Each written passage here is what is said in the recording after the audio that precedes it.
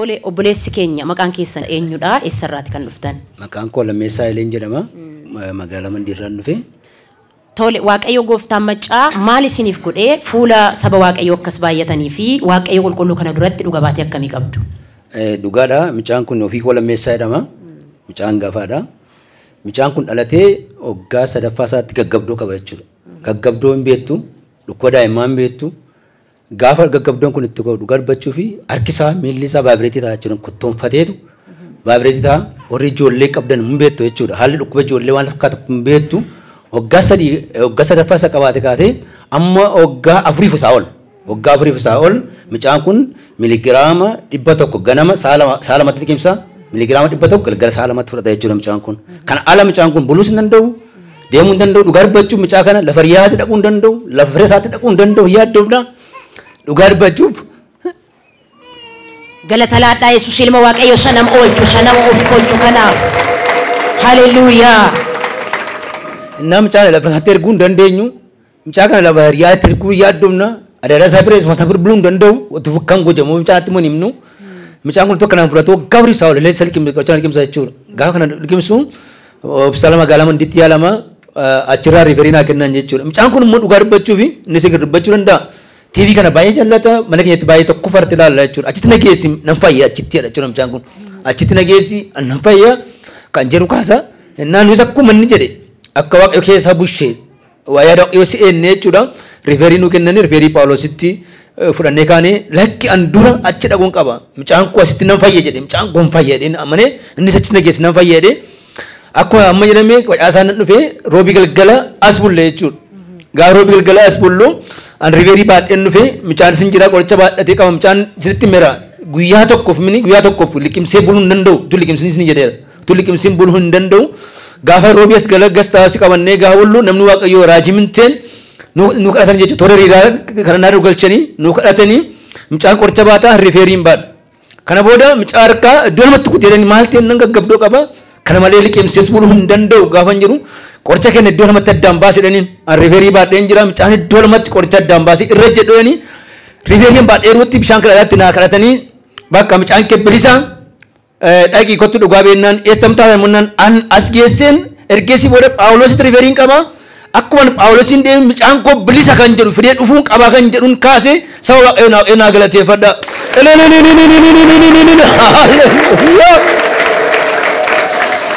Tole daa'imni keessan kuni hospitaala Mandiitti yaalamaa ture.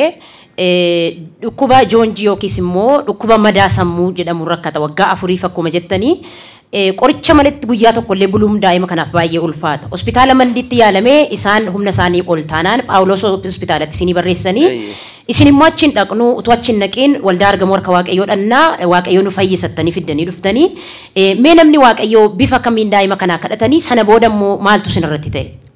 Akkuma sila kaasee roobii galgala sanaa toora riiraa keessa gallee toora kadhataatti gallee toora kadhataa keessatti akkuma sila inni isin kaase inni micaan qoricha malee dhuguma buluu hin danda'u qoricha baatee deema qabateera anummoo riiferiin baadhee jira akkuma isin kaase kana micaan akkuma amman jedhe qoricha iddoo lamatti kutee micaan irra jete ani riiferii qabadha bilisa bee micaan bilisa beeraan jenni nan bulee roobii galgalee jechuudha qoricha malee bulee hin beeku isin jedhe saba Waaqayyoo gaafa galgala bulu qoricha tun kennaniif hin bule.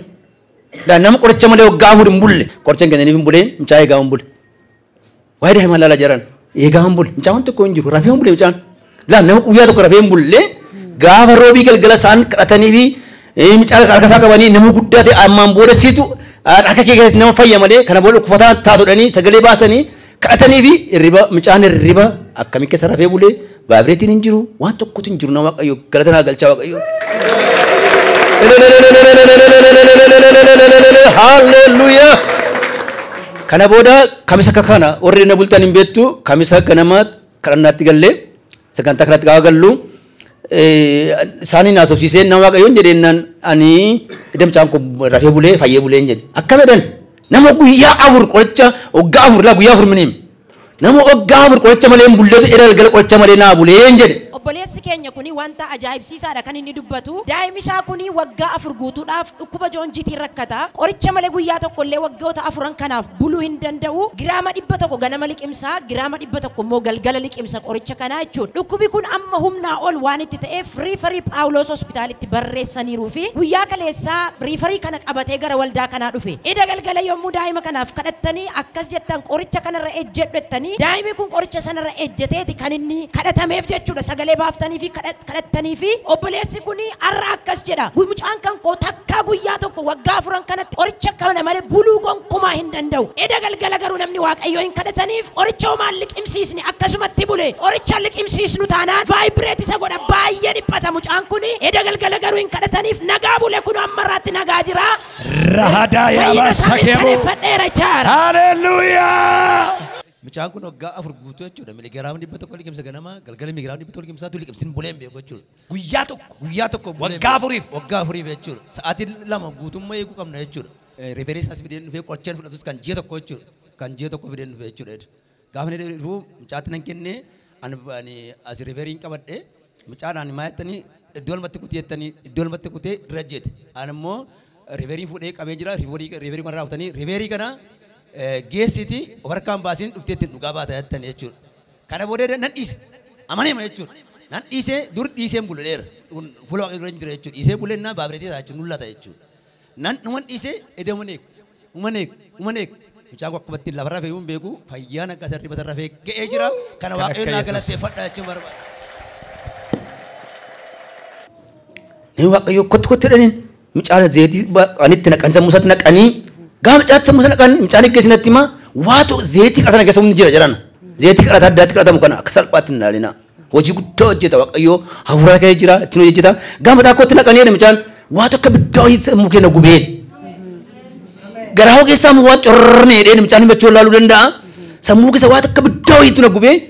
Kana booda mucaan kadhanii ati nama guddaa jettaa ammaan booddee bilisaa dhaqiitii riifeerii kee fudhuuti Paawuloosiin dhaqii dhugaa baatiif kottu jedhaniin. Anis dhuguma akkas jedheen kee waaqayyoo waadaa galeen kee manatti hin galu jedhan amma guyyaa 10 bulee reega manaa bee daa'ima na wajjin jechuudha. Anis manatti hin galu Paawuloosiin dhaqee mucaan kun asitti fayyaa fayyummaa isaa fudhee Paawuloosiin dhaqeen achi bilisa kan jiru nagaadha kan jiru fidee dhufaan dhaqee nagaadha bilisa kan jiru fidee kottu naan jennaan waaqayyoo sagalee isaanii baasanii kamsa koo as ture galgalas bulee kadhadheen dhugaadha saa waaqayyoo namni kun nama guddaadha nama garaarraa kaasanii nama jaallatan baay'ee garaa jaalala namaaf qaban namni waaqayyoo kun dhugaa jiru nama garraamummaan akka isaatti nama garatanii namni kun ofitti qabanii mucaa kun akka galgalas deebira deebinaa kadhatanii bilisa bakka riifeerii bilisa kan jiru fidee kottu jedhanii kamsa galgalas buleen jimaata ganama nan deeme definoochiin galee gaafan kennu lamchaa nagartu amma rifeensa qaba ture rifeensa raadanii asitti waan elektironik siistemii mata sammuu namaa keenya kuni elektironik siistemii qaba elektironik siistemii ibsaa jechuudha ibsaa kana qaba jechuudha kana booda mucaan sammuusaa aadinaan jenna definoo gaafan geessu beellamaan nanaadee facaasaa nan geesse gaafa facaasaa geessu raadeen geesse mataa isaatti waan shiboo 20 ol as sammuusaatti hidhanii mucaa kana itti kaanii umalaalu dhugaa dubbachuuf sin agarsiisa kun amma achirraan fidee dhufe jechuudha. Isheen irra keessaa kuni elektironik siistemii sammuu namaa kanatti qoratan jechuudha. Kana booda gaa qoratanii nan geesse qorannootti na beellamanii gaafa jimaataa isaatii gaafa hin geessu baga gammaddeen naan jedhan. Baga gammaddan. Haalleluuyaa. Naan ittiin utaaleen dhugaa dubbachuuf ogeessa namuu qabadhe akkeetti maaloo naa gammadiin jedheen ashees baga gammaddeen naan jedhe maa inni jedhe mucaan kee noormaaliidha. Haalleluuyaa.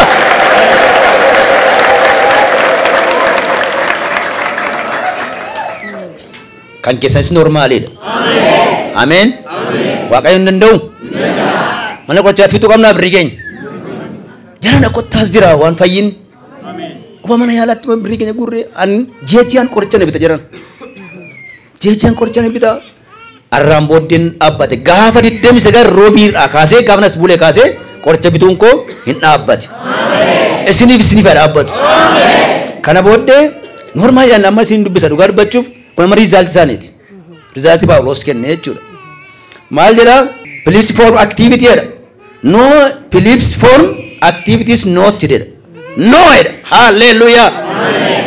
An keessatti waaqayyo har'a dhukkuba keessatti no isiniif haa jedhu. Inni dhumaa riizaaltiin dhumaa maa jedhaa? EG isheen jettu kun isitti meeraa elektironik siistemii sammuu namaatii maa jedhaa? EG is normal jedha. Ameen. Waa. Haalleluuyaa. Normal because of activity described activity no abnormality activity sir. Hallelujah. One talk conjure ha. Hallelujah. Abba. Tole isin daa'ima keessan kana qabattanii erga manaa baatanii kudharfan irraati kan isin waldaa kana dhuftanii na yaadadha. Gastaawusii galtanii akkuma amma dubbattan namni Waaqayyoo baay'ee hedduu isin tajaajilaati kan isaan turanii. Beellama kana deemtanii mucaan kun sammuun isaa noormaaliidha. Dhukkuba joonjii kana yookaas dhukkuba madaa'uu sammuu kana gonkumaa hin qabu jedha ragaan isin baattanii. Guyyaa sanaa kaasee mucaan kun takkaa qoricha fudhatee beeka. Dhugaa dubbachuu fi hanga irraatti gagaafa 29 jechuudha. Roobii galgala kudharfaan roobii kaleessa darbe. As taphatanii fi amma irra guyyaa 14 bulee nama guyyaa tokko qoricha baleen bulle irra guyyaa 14ffaa qoricha barachaa jiru. Ameen. Tole mee ishee kana nuu ibsaa. Amma kana ilaala. Gaafa electric system sammuu namaa jennu Paawulositti dhaquuni electric system qaba sammuun keenya. Sararaan kun tarii warri dhiyoo sitti argamuu danda'a. Sararaan kun yoo akka ibsaa walitti bu'e kana joonjii jechuudha. Sammuun namaa sararaan isheen kun yoo walitti buute kan namni baabireetii ta'u jechuudha. Amma sararaan kun toora ibsaa mucaa kanaati. Sammuu mucaa kanaati.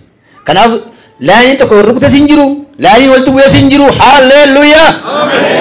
Akkuma nama warra kamii akkuma keessan mucaan kun noormaaliidha. Haalleluuyaa. Yesus olfaa.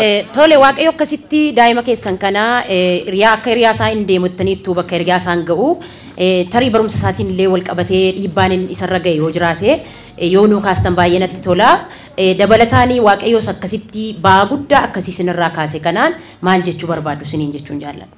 Dhugaa dubbachuuf mucaan kun amma hin barata kutaa tokko lamaffaa barachaa jira tokko gara lamaa jiru.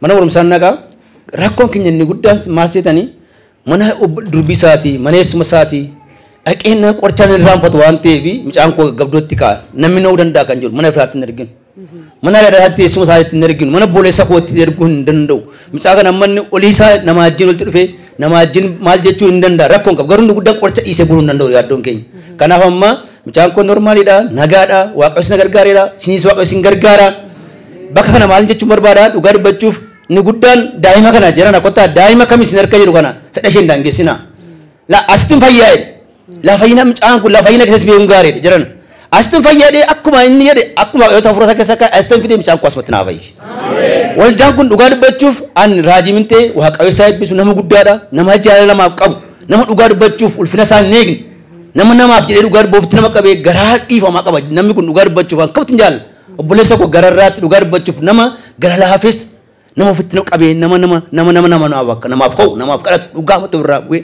nama kana dhalasaa maatisaa ijoolleesaa Waaqayyo akkasin haa eebbisu siillee Waaqayyo sin haa eebbisu naa jedhaani. Raajii kana dhugaa dubbachuuf raajii mintee dhalasaa ijoolleesaa barruu harka Waaqayyootiin kennaa Waaqayyo isaanii wajjin haa ta'u mana isaanii qe'ee isaanii Waaqayyo isaanii guddisu dhugaa dubbachuu isaa duwwaamin hojjetoonnis keessaa dhugaa dubbachuuf awurree as kee bultan agartaniittu naamusa isaan qaban hojjetan as kee jiran kun akkatti nama kabajan an dhugaa dubbachuuf warri bakkeetti birrii keessan baastan warri wallaan ilaallee kana ilaaltan dhugaa baatii kana ilaaltan kottaa as jira birrii keessan bakkeetti fitina as manni kun mana fayyinaatti Waaqayyo isin gargaara kan jedhuun qaba walumaa gala yeroo kana naalaattanii bakka kana waan naalaattanii Waaqayyo isin eebbisu ulfaadha na kabajanii isinillee kabajama ani galata galchuun barbaada Waaqayyoo fi ilillee guddaa galchaa gargaaraati Yesuus jabaasa ta'e jabaa caalu gooftaa kanaaf galatinta.